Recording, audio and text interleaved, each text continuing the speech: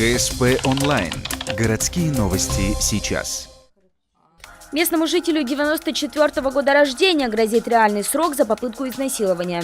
Молодой мужчина пытался вступить в интимную близость со своей бывшей сожительницей.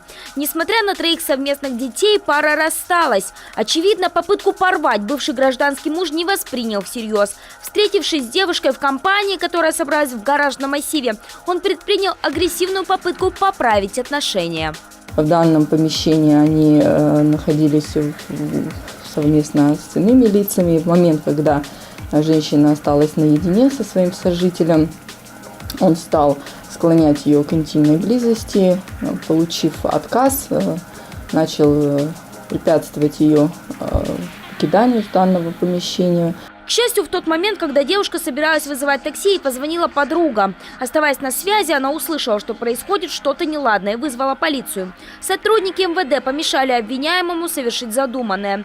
Запись разговора и синяки на лице и теле пострадавшей доказали, что это реально была попытка насилия.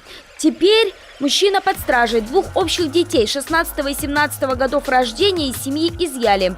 Помимо попытки изнасиловать их мать, мужчина подозревается и в избиении младшей 2-месячной дочери.